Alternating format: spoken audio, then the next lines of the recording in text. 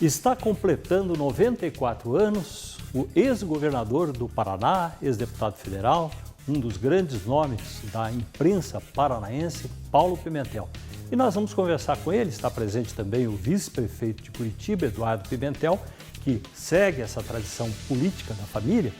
E começamos perguntando aqui para o ex-governador Paulo Pimentel. Como é que o senhor mantém a sua rotina hoje? Dizem que o senhor tem atividade, está sempre em atividade. Mas obrigatoriamente, os velhos têm que ter atividade física e mental. Você tem que fazer fisioterapia para que seus músculos não se deteriorem. Mas você também tem que fazer atividade mental a fim de que não vá para uma esclerose, que é realmente desagradável.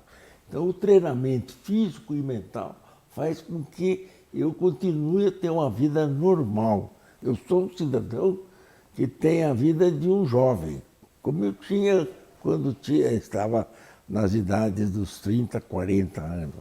Mas então a minha vida é a mesma que eu tinha antes. Eu administro as minhas fazendas. Tudo que eu tinha de capital aplicado em televisão, eu apliquei em área rural. Eu hoje tenho fazendas de soja, tenho fazendas de milho, tenho um pouco de gado e de cana-de-açúcar. Sou um produtor de cana-de-açúcar. E tenho imóveis alugados, tudo bem administrado. Aqui na minha empresa, a ordem e a organização e o progresso são normas vigentes. Eu estou na direção enquanto eu puder, enquanto Deus me der força. Mas eu me cuido também muito na parte de assistência médica. E sou atendido por 3 excelentes médicos que me examinam constantemente, estão sempre perto de mim. Portanto, eu tenho vida absolutamente normal. A única coisa que me restou do Covid, dessa tragédia que aconteceu no mundo, foi uma perna. A perna esquerda eu arrasto um pouco. Mas deficiências físicas maiores eu não tenho, e tenho a certeza que o meu raciocínio, o meu cérebro funciona a contento. Vamos ouvir também o vice-prefeito de Curitiba, Eduardo Pimentel, neto do ex-governador. Como é que foi como um mentor, com exemplo? O que foi isso que te trouxe para a política depois da sua vida profissional já ter sido iniciada? Sim, primeiro que, Vili, obrigado, e é uma alegria estar o tempo todo com o meu avô, né, com o Paulo Pimentel, o Dr. Paulo, como todos chamam, um orgulho muito grande.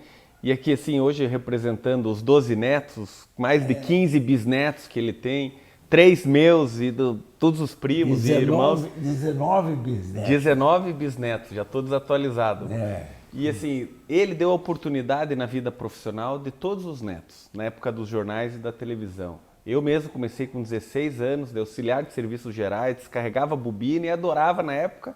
E o vô passava lá, verificava e nós trabalhávamos. Então ele deu a oportunidade. Mas desde sempre, escutando boas notícias, boas conversas dele de política, políticos que visitavam a casa dele, eu fui me interessando. Aí ele foi candidato em 2002 ao Senado e eu entrei de cabeça naquela campanha. Era no meu primeiro ano de faculdade, sou formado em administração, e comecei a gostar. Aí trabalhei até 2010 nas empresas do Paulo Pimentel e fui trabalhar na prefeitura, depois no governo do estado, fui candidato a deputado. Com o nome Eduardo Pimentel, com a renovação da tradição, que era o meu slogan na época. Acabei não me elegendo em 2010, fiz 20.500 votos. E o vô fez até carreata comigo no litoral, lembra disso? E daí, em 2016, acabou dando certo a coligação com o prefeito Rafael Greca. Me elegi vice-prefeito e me reelegi em 2020. Então, me preparo para isso, gosto do que faço, me especializei em cidades inteligentes, gosto disso, mas assim, quando tem uma dúvida difícil, uma grande decisão, eu sempre venho aqui, almoço uma vez por semana lá na casa do vô e pego dicas importantes da experiência que ele tem. Então, é um orgulho eu estar na vida pública e digo que o nome dele abre portas e cabe a nós continuar o trabalho, da nossa maneira, né, com o nosso preparo, Mas me ajuda bastante os conselhos que o vô Paulo dá. A conversa dele é muito bonita, mas é um aluno ultrapassando o mestre. E se é que eu fui mestre dele, eu acho que até não fui, porque ele foi muito ligeiro sempre. Se é que eu fui mestre dele, eu me sinto ultrapassado pelo raciocínio, pelo jeito de ser, pela maneira de encontrar-se com o povo, pela satisfação que ele tem em ter esse diário, essa cotidiana vida de visitar bairros, etc. Então eu acho que o Eduardo já está na minha frente em matéria de sabedoria política. O senhor deu que conselhos? É normal pais, avós darem conselhos. Alguma coisa fundamental que o senhor acha que ele deveria saber, sendo jovem, na época? É fundamental para que seja um grande homem é a humildade. A arrogância tira qualquer outro ímpeto que você tenha. Se você é sabido, se você é inteligente, se você é preparado, se você é culto. Se você é arrogante, você fique às escondidas, não é aceito por ninguém. A humildade é o ponto fundamental para a personalidade do homem público. Outra condição, o homem público tem que ser inatacável do ponto de vista da decência. Ele não pode ser corrupto em nenhuma hipótese. Faz parte da característica do cidadão que quer arrumar amigos, já não digo eleitores, mas quer um amigo que seja humilde. Os grandes homens foram humildes. Churchill era humilde. Gandhi, na Índia, vestia-se com roupa que ele mesmo fabricava para mostrar a humildade. É fundamental. Humildade e honestidade.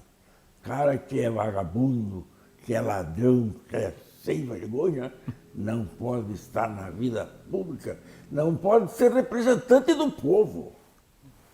Isso é que eu prego para o Eduardo. Eu me lembro, bem, desculpe, Vili, quando eu fui entrar na vida pública ainda como cargo, eu perguntei para ele, qual a orientação? Eu me lembro que ele me disse 3 coisas: a humildade, trabalhe bastante e seja honesto.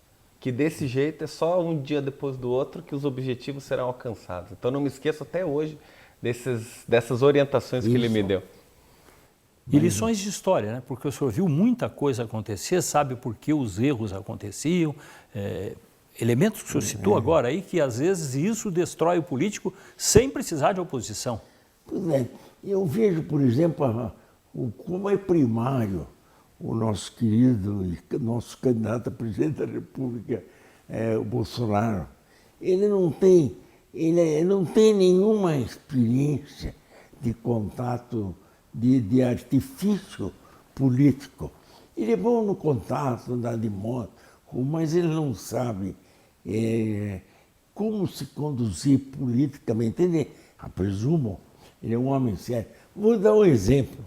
Ele está agora em campanha para presidente da República. Ele vai trocar o vice. Então ele trocou um general por outro general. Eu não conheço nem o primeiro general, nem o segundo general dele. Quando era a hora ele pôr uma mulher como vice, a parte frágil do eleitorado, que não está com ele, predominantemente é o feminino. E ele não põe poder pôr aquela que foi ministra da Agricultura, mas não põe. Ele foi contra a vacinação em massa da Covid-19. No entanto, o maior marco do governo dele é a vacinação. 86% da população brasileira está vacinada, que é quase o melhor do mundo, né? Então eu acho que a honestidade, a humildade, e trabalhar, claro, se você não fizer realizações, um homem público não tem valor nenhum. E eu fui governador do Estado, fiz realizações, e tem um marco notável. Por exemplo, fui censurado por isso, levar o ensino superior público para o interior. Todo mundo achava que seria mal sucedida a minha ideia. Eu construí, montei, instalei a faculdade de Londrina, de Maringá, e depois agora ainda fiz mais, uma unidade militar aqui do Guatupê. Então, isso era fundamental. E eu tenho recebido os estímulos para isso. Eu sou um cara ativo, tanto na vida pública como na vida privada. Você sabe, eu entrei no Paraná, vim para cá para ser secretário da Agricultura, quando lá em São Paulo eu era advogado. E me meti na Secretaria da Agricultura e realizei, e saí da Secretaria da Agricultura, candidato a governador e ganhei eleição. Uma eleição difícil. Um candidato opositor com características que até eu não tinha, mais velho do que eu, paranaense, de origem intelectual também tem um pouco de, guardo e estimulo a minha cultura. Então, veja você que o trabalho, como diz o Eduardo, a humildade e a honestidade. Hã? E a honestidade. E a honestidade fundamentais. O mundo está cheio de ladrão, especialmente o mundo político brasileiro. Você vê o seguinte, na Câmara Federal agora existe um orçamento secreto. Isso é possível, não tem sentido. Tem que ser condenado. O dinheiro do povo tem que ser visto pelo povo. Onde ele vai, porque é o povo que entrega. Os deputados puseram 5 bilhões e 900 na conta do orçamento secreto. Isso é inconcebível. Era nos meus tempos e é nos tempos atuais. Quero saber do Eduardo Pimentel, seu neto, vice-prefeito de Curitiba. O tempo passa, a política muda, hoje tem muita coisa eletrônica, redes sociais, mas os princípios da política, esses citados pelo seu avô, é interessante porque eles permanecem e muitos não são substituídos pelas novidades eletrônicas. Sem dúvida, e é por isso que eu digo, quando me perguntam na rua, como é que está teu avô, está bem? Eu falo, está bem de saúde. Você conversa bastante com ele, eu falo, converso. E assim, eu sempre procuro me orientar nessas grandes ações, coisas que não mudam, que é a honestidade, é o trabalho, as decisões, o companheirismo, a lealdade a quem nos ajuda no mundo político. O dia a dia da política, como mudou muito, o dia a dia da gestão pública, a inovação, eu converso com meus pares que trabalham comigo, o Daniel, meu irmão neto, que é presidente da Copel, que eu também converso muito, a nossa relação é muito próxima. Mas assim, Vili, como você mesmo disse, as grandes ações não mudam. E é assim que eu me espelho, né, na história. Porque, como foi falado, o Paulo Pimentel, chegando aos 94 anos, aonde eu vou, que isso no Paraná, mas principalmente em Curitiba, que ando muito os bairros e que descobre que eu sou neto dele, sempre tem uma história, porque o meu pai, o meu avô, na época que o teu avô foi governador, ajudou os professores, fez as 3 universidades, na Polícia Militar, quando eu vou no Guatupê, porque foi ele que fez. E ele recebeu homenagem, vieram aqui, trouxeram homenagem. E no Ministério Público, que nos próximos dias ele vai receber uma grande honraria da instituição do Ministério Público, foi fruto de uma conversa, uma história só. Um dia o Procurador-Geral, o Dr. Jacó, recebeu o título de cidadão honorário na Câmara Municipal, há poucos dias atrás, e eu fui representando o prefeito da prefeitura, fiz o discurso e lá, antes de ir, liguei pro vô. Vô, me lembre algumas coisas importantes para que eu possa dizer. E ele me disse, diga que fui eu que fiz o Estatuto do Ministério Público em 1968. E eu falei isso... 1970. E eu falei nisso no meu discurso e fiz todos relembrarem. A partir dali, eles pregaram toda a documentação e vai receber uma homenagem que poucos receberam na história do Ministério Público. Isso me enche de orgulho, porque é a retidão do trabalho, que é a responsabilidade, Vili, que os descendentes dele têm, mas eu, como na vida pública, de manter esse nome forte, importante. É a responsabilidade que nós temos. O senhor viveu uma outra época de campanha, mas, como nós falamos, os princípios, que são relações humanas, estão presentes. Disso, o que o senhor tem passado para o Eduardo, o seu neto, para que ele possa aplicar, que seja válido ainda nos dias de hoje, tirando esse aspecto da inovação eletrônica? Pois é. Aí eu tenho a impressão que o meu exemplo de homem público deve ser imitado por Eduardo. Eu fui intransigentemente honesto. Isso não quer dizer que no meu governo não tivesse a safadeza, mas eu imagino hoje como os governantes públicos não têm habilidade para lidar com a imprensa, por exemplo. Você viu, o Bolsonaro quer matar um pessoal da Rede Globo, quer acabar com a Folha de São Paulo, briga com o Estadão. Ele faz uma briga com a imprensa quando estava faltando para alguém que vai contar para ele como é que lida com esse material humano que divulga as notícias. Primeiro tem que contar que fato tem que ser divulgado. Só não é divulgado o fato minúsculo, mas o fato maiúsculo tem que ser divulgado. Tem que ser divulgado. Agrade ou desagrade quem quer que seja. Qual é a posição de um governante com a imprensa? É deixar que a imprensa publique todos os fatos. Deixar não, concordar e apoiar que a imprensa publique todos os fatos, com uma exigência.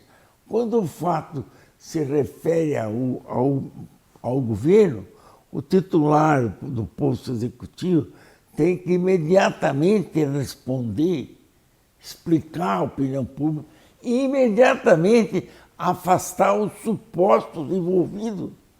Não, o Bolsonaro deixa o ministro lá super acusado, deu tiro até no aeroporto depois, mas super acusado, mantém no cargo. A mola espiral que existe entre o ministro e o presidente da República vai se afinando até que o machucado venha para o presidente, como aconteceu. Então hoje, assim eu agia.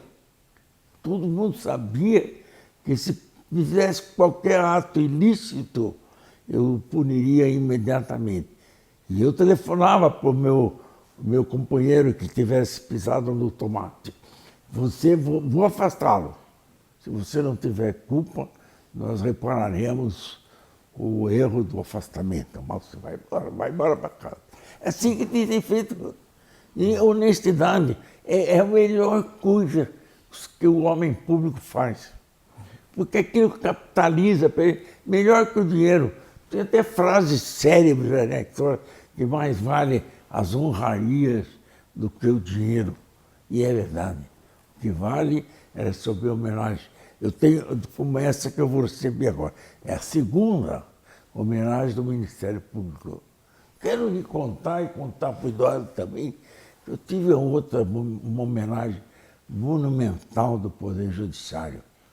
O presidente era o desembargador Alceste Rivas de Macedo. Eu saí do Palácio Iguaçu nas costas do povo, me carregaram. No último dia de governo? Hã? No último dia de No governo? No último dia do governo, já sem mandato. Fui para as portas do Palácio da Justiça, recebi do presidente, com todos os juízes do Estado convocados, todos os governadores. Recebi um relógio de ouro. Está escrito, claro que eu tenho guardado, e eu vejo com muita satisfação esse prêmio. Está lá escrito ao governador Paulo Pimentel o apoio do Poder Judiciário. É isso. É a melhor coisa do mundo. Isso, a fortuna que se compare a uma homenagem dessa não existe. É o reconhecimento, né? Toda magistrada. Quem julga o homem público são os magistrados, são os promotores que denunciam. Sou super homenageado, tanto pelo Poder Judiciário como pelo Ministério Público. Sou muito feliz por isso. Está vendo a responsabilidade, Vila? De nós manter seguirmos a tradição e o trabalho. Né? Exatamente. Muito obrigado, governador, pela participação, pela conversa com a gente aqui para a TV Bandeirantes. Muito obrigado, realmente, pela participação. Obrigado também aqui ao seu neto, Eduardo Pimentel, vice-prefeito de Curitiba, que está seguindo os passos do avô. Muito obrigado, Deus Eduardo. quiser, obrigado. Obrigado. Obrigado. E assim concluímos essa entrevista com o ex-governador Paulo Pimentel, também com a participação do seu neto, Eduardo Pimentel, atual vice-prefeito de Curitiba. Muito obrigado a você que ficou ligado aqui com a gente.